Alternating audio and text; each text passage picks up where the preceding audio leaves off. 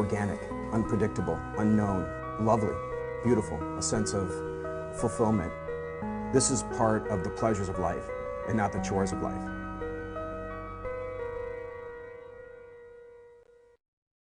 Tonight on Daily Iowan TV, criminal confession. The man charged with peeping in Burge Hall says it wasn't his first break-in. Later, Total Recall, how a two-person car crash created a conundrum for an auto giant. Tasmanian tornado coming up in weather. Destructive tornadoes are ripping through Virginia and North Carolina. Big Ten Hoops is winding down as March and all its madness are just around the corner. Stay tuned for an update on how Hawkeye Hoops are looking ahead into the final games of their season. All that and more coming up. Buckle up, Daily Iowan TV is ready for takeoff.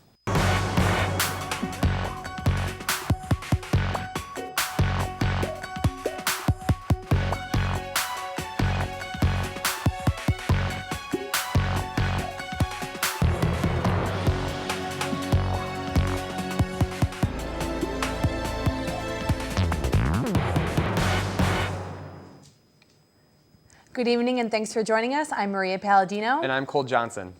The man charged last week for recording women in the Burge Hall showers says he did it before. 23-year-old Robert Hightower reportedly told the University of Iowa police he has at least 7 different videos of women showering at the UI dorm. Hightower has no affiliation with the university. UI police filed a trio of complaints over a 3-day period beginning on February 12th. The reports say Hightower gained access to Burge floor only accessible by key. Police discovered Hightower filming on February 15th, and he was arrested the following day after initially running away from pursuing officers. He faces a number of charges and could serve up to 9 years in prison. For all those fleeting an abusive relationship, pajamas are easily forgotten and left behind.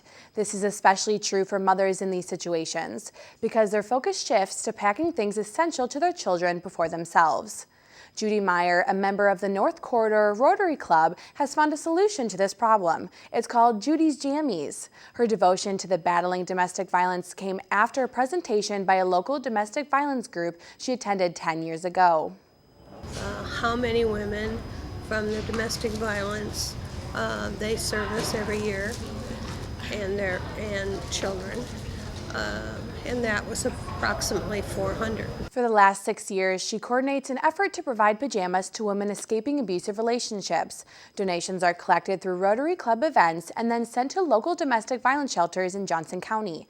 She also shared with us the story of her encounter with a woman who felt truly blessed by the Judy's Jammies team. She told me that she wanted to help me because she had gone to the domestic violence and she had been abused. This story continues to be a source of inspiration and a reminder of the important role she plays in the community. This week, Rotary Club members will be packaging up anywhere from 150 to 200 pairs of brand new pajamas to be given to local domestic violence shelters. Meyer estimates that Judy's Jammies has provided comfort to about 2,000 women in the Johnson County area, 1 pair of pajamas at a time. Next fall, UI housing will be squeezed. The pending summer demolition of Quadrangle Hall will add to the puzzle. This week, University is looking to lease an off-campus apartment to fix the overflow. Pending the approval of the Board of Regents next Wednesday, the UI will spend nearly $1 million on leases for 116 returning students at the 229 South Dubuque Street apartment building. The lease will also cover the cost of internet. Even without the Regents' blessing, the UI has already held a lottery for students to fill the slots. Republican presidential candidates have one more chance to chase down Donald Trump's lead before next week's Super Tuesday. Candidates Marco Rubio and Ted Cruz will look to close the gap in Houston Thursday, the 9th debate in the GOP race. Trump took Nevada's caucuses on Tuesday with more than 45% of the vote. It is Trump's 3rd consecutive primary victory. Rubio believes Trump's success comes with split divisions of the rest of the party. The debate is partnered between CNN and Telemundo and is the first debate geared for both English and Spanish-speaking audiences. A Cedar Rapids man will spend 2 years in jail after lying about the meat he was sending halfway around the world. 74-year-old William Aozi Jr. falsified beef products exported to Malaysia and Indonesia, saying they were within halal, or Islamic slaughtering law. Although they were not, Aozi has seen as a pioneer in halal meat exporting and was a leader in the local Muslim community. 22 shipments of meat accounting to over $700,000 were involved in the fabrication. Well, Cole, you know, the weather hasn't been too bad over here, but I heard around the country it's really not been so well. I've also heard that. Let's toss it over to Zhao to get more on this update. Zhao? Tornadoes ripped through the American South Wednesday, leaving thousands of homes without power. Hundreds of buildings are damaged and 3 people, including a 2-year-old toddler. Tornadoes were confirmed in North Carolina and Virginia, although National Weather Service is still investigating reports of half a dozen more. As the South faced twisters, the Midwest dealt with heavy snowfall. A young girl died in Michigan after snow-covered highways led to a 3-car crash. We can expect a warmer weekend in Iowa City, but first let's take a look at tomorrow's weather. Friday morning will start off with 27 degrees. Moving into the afternoon, the temperature will rise up to 42 degrees, and in the evening, the temps will drop down to 33 degrees. Taking a look at our 6 days extended forecast. Saturday, we can see a clear sky with a high of 60 and a low of 43. Sunday and next Monday, we can see similar temperatures, both with a high of 56. Tuesday, we're expecting some snow showers, and Wednesday will stay in the mid-20 range. That's all I have for you here at the weather studio. Back to you guys at the desk. The United Nations says nearly half the food pallets that were airdropped over the surrounded parts of the eastern Syrian city of Deir ez-Zor have drifted away. The World Food Program said this Wednesday it faced technical difficulties and believes the drop was targeted due to the changing weather conditions and unexpected high winds over the areas. The food airdropped was enough to feed 2,500 people for 1 month. Almost 3 million vehicles, that's how many cars are facing a recall following an investigation by a Canadian safety regulations team. It set the wheels in motion for the Toyota recall. Documents released Thursday show the rear seatbelts can be cut in a severe crash, putting the backseat passengers at risk. The problem was found after the Canadian investigators created crash tests, which shows the belts hitting the metal seat cushion frame. When the problem was discovered, Toyota launched its own investigation and confirmed the problem. The recall affects RAV4's 2006 to 2012 models in the U.S. and Canada. Toyota will use and add plastic covers to the frame to fix the problem. Now, Hawkeye fans weren't the only ones upset at the men's basketball team's 67-59 loss to Wisconsin Wednesday at Carver Hawkeye Arena. Junior guard Peter Jock and senior forward Jared Utoff stormed out of the building after the final buzzer, refusing to talk to reporters after the game. Jock led all scorers with 21 points in the loss. For more reaction to Iowa's first home court loss of the season, Taylor Brooks and Katie Reber are standing by in the sports studio. Cole and Maria, it definitely cleared out quick after that game last night. I was there, and not only was it pretty late, but it was a tough loss for Hawkeye players and fans, especially inside Carver Hawkeye Arena.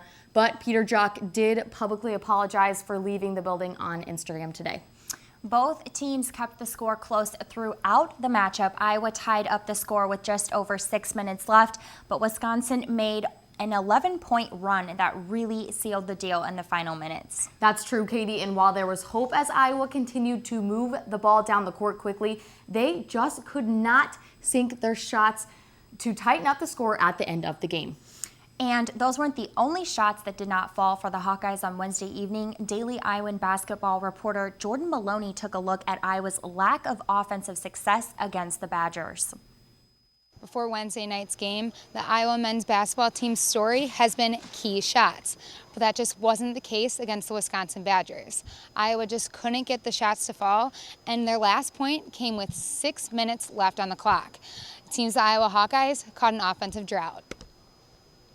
You know, I look at it like this. If we're running good offense, you know, we were moving the ball, we were driving the ball, we were getting to the free throw line. You know, when you have a team that's tired, you want to drive the ball.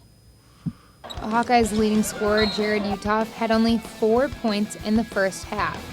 And while Peter Jock led his team with 17 points in the first, carrying his team seemed to be tiring for the junior, who added only 4 points in the second half of the game.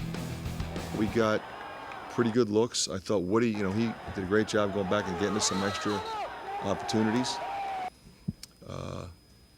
I think Pete got tired a little bit. But again, I mean, I thought we got great shot opportunities. Shooting only 33% from the field, Iowa's Utoff and Jock weren't the only starters not sinking their shots against Wisconsin. I got great looks, and I missed a couple layups. easy buckets I usually make. That's how it goes sometimes. But taking the wrong shot wasn't Iowa's only misfortune on the evening. Taylor has more on how the Hawkeyes' night took a turn for the worse. Thanks, Jordan. As physical as a basketball game can be, it's even more mental. And when Iowa committed 14 turnovers against Wisconsin between miscommunication and just simply the ball falling out of their hands, they figured out they have more to work on than just shooting 32% from the field. Basketball is very mental.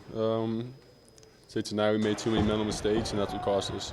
Those mistakes, turnovers, that seem very uncharacteristic of this Iowa team. It's very uncharacteristic turnovers, especially against a team like Wisconsin that, is more packed line, not necessarily pressuring, trying to force the turnovers. But the mental game seemed to be off too, as many were unforced.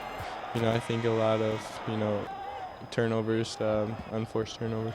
14 was way too much for head coach Fran McCaffrey. 6 in the second half was too much even.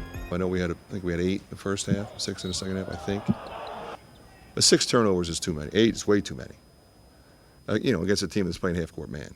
But this team needs to do one thing, and the whole team is aware of it, and that's getting back to playing well. We did a lot of good things in both of these games. We didn't do enough to win. We didn't do enough at crunch time. We didn't do enough when we got a 6-point, whatever. We didn't get the necessary stops. We didn't execute like we need to. Just got to get back to playing that way. This season is far from over for Iowa. They started the season great, and they want to end it even better. For Jordan Maloney, I'm Taylor Brooks, inside Carver Hawkeye Arena for Daily Iowan TV Sports. After Ohio State, there's a one-day break between Iowa's huge rematch against Indiana for the last game inside Carver Hawkeye Arena. Yes, it'll definitely be a race to the finish line for the Hawkeyes before they head into the tournament. But Carver wasn't the only place Hawkeye basketball performed on Wednesday evening. The Iowa women's basketball team took on Penn State for their second loss to the Nittany Lions this season. While the Hawkeyes outscored their Big Ten opponent in the second half, Penn State's first half performance was too much for Iowa to come back from. Yeah, that was a bad first half, and we talked about how people had done it to us, how people had made these comebacks on us, that it was time for us to do it on somebody else. But turnovers was a big issue for us today. We just turned the ball over way too many times and had a horrendous start to this game. We just looked scared to begin the game, not sure why. We knew what to expect, but obviously, our posts were very lackadaisical with the ball. We got beat in transition way too many times, gave up 14 more points from the free throw line than what we scored from the free throw line. And really, it's those things. It's taking care of the ball, transition defense, and keeping them off the free throw line. As Coach Bluter said, there was an excessive amount of turnovers by the Hawkeyes that contributed to the outcome of the matchup, similar to the men's game. Definitely, Taylor. Iowa turned the ball over 22 times to Penn State, 13 of which came in the first half of the game. Definitely something you can't do this late in the season. No, you don't, especially with the Big Ten tournament just weeks away. The women's next week, the men's the week after. The women's basketball team has a quick turnaround, of course, as they head back to Iowa City for their final regular season matchup against Illinois on Saturday. We will have the full recap on that game in Sunday's edition of Daily Iowan TV, but that is all the time we have for Sports Talk this week. Cole and Maria, back to you. A suburban Detroit firefighter has paid it forward even beyond his gracious job description when the Clinton Township firefighters responded to a non-emergency house call on February 12th. Ryan McClunter chose to act. McClunter paid over $1,000 in electric bill of a struggling family. He and his comrades learned the family lacked electricity when the family got behind on payments. A child in the family needs a full-time ventilator to breathe, and the family didn't file the right medical paperwork to keep the lights on. Now the lights will stay lit thanks to McClunter's warmth. That's all we have for you tonight on Daily Iowan TV. Be sure to check out our website, dailyiowan.com, for all the latest news between now and Sunday. For Daily Iowan TV, I'm Cole Johnson. And I'm Maria Palladino. Have a good night.